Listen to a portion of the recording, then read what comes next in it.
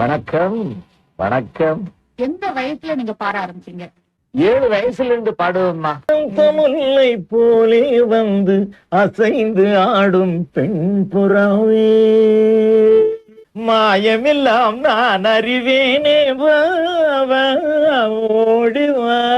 Sir ரொம்ப நல்லா பாடிருக்கீங்க sir. இத கேட்ட பெண்கள் அப்படியே மயங்கிடுவாங்களே. அதுதானே சிவாஜி எல்லாரும் மயங்கிட்டு இருந்தாங்க. சிவாஜிக்கு நீங்க உயிர் கொடுத்தீங்க. ஆமா, அது நான் சொல்ல மாட்டேன். அவர் நடிச்சதுனால எனக்கு புகழ் வந்தது.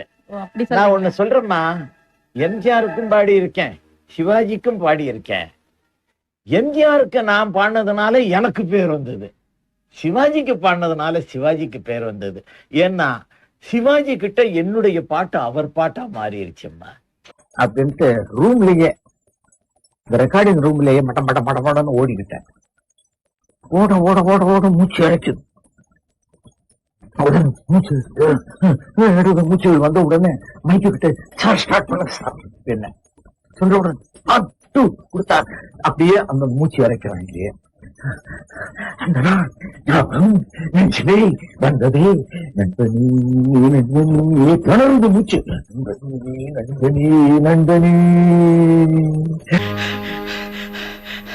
அந்த நாள் ஞாபகம் நெஞ்சிலே வந்ததே, நண்பனே நண்பனே நண்பனே. உடனே சிரம பரிகாரம் அதுலயே. அந்த நாள் இந்த